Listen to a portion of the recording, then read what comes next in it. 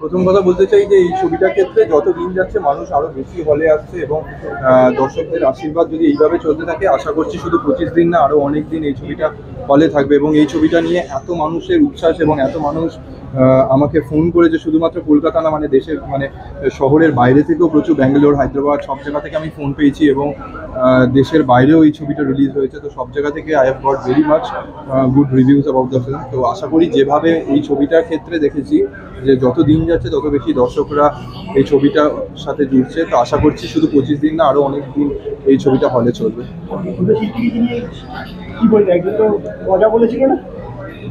গজকে কি বলে?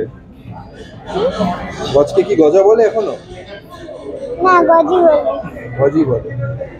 তো এটাকে দেখে আপনারা বুঝতে পারছেন কতটা কঠিন ছিল ছবিটা শুট করা। কিন্তু এই ছেলেটাকে মানে ছবিটা দেখার পর আপনারা বলবেন কি ভালো অভিনয় একটা 5 বছরের বাচ্চা করতে পারে। এখন ওর বয়স 6 হয়ে গেছে, কিন্তু ও 7 হয়ে গেছে। তো 7 হয়ে গেছে, কিন্তু ও যখন শুটিং চলছিল তখন অ্যাকচুয়ালি 5-5.5 বছর বয়স ছিল। 5 ছিল, 5.5।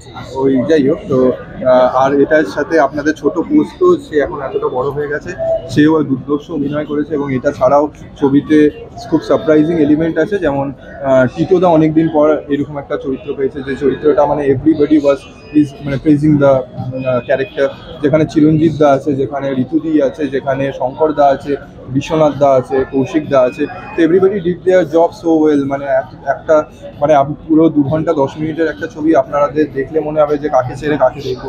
সঙ্গশ্রী আছে, বিশ্বনাথ দা আছে, খরাজ দা আছে, যাদের নাম আমি নিচে বলে গেছিলাম। তো এই ছবিটা একটা দেখার মতো ছবি। তো এইটুকু আমি বলতে পারি একটা নিপাট বাঙালি ঘরানার ছবি, যে যারা যারা এখনো ছবিটা দেখেননি তারা প্লিজ হলে গিয়ে তাড়াতাড়ি ছবিটা দেখুন। এইটুকু বলতে পারি, আপনারা নিরাশ হবে না। আর আপনারা যদি এই ছবিটাকে সাপোর্ট করেন তাহলে এরকম আরো অনেক আনইউজুয়াল গল্প আপনাদের সামনে নিয়ে আসতে পারবো। ধন্যবাদ। আজ 25 দিন পূর্ণ হলো আমাদের ছবিটার। আমার তো খুবই ভালো লাগছে।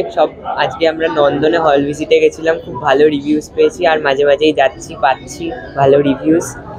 আমি চাই এই ছবিটা 25 দিন কেন আরো অনেক দিন চলুক। বন্ধু বান্ধবরা তো এখন আমাদের স্কুলে গরমের ছুটি চলছে, যারা দেখছে সবাই ফোন করে বলছে খুব ভালো হয়েছে, খুব ভালো হয়েছে।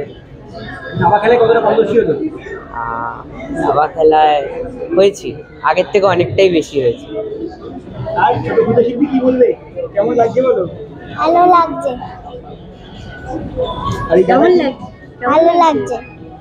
স্কুলের বন্ধুরা কিছু বলছে? হ্যাঁ, কি বলছে? বলছে যে ভালো হয়েছে।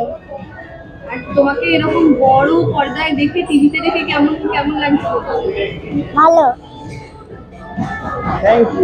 আর তোমাকে একটা প্রশ্ন, যে পোস্ত থেকে এই এত অব্দি জানতে চাই, কেমন লাগছে? পোস্ত আমি 2017-তে পোস্ত করেছিলাম, তারপর আর কিছু করিনি। মানে এটা তারপর আবার ওয়ার্কশপ মানে অপরচুনিটি পাই করার, তো আমার তো খুবই ভালো লাগছে।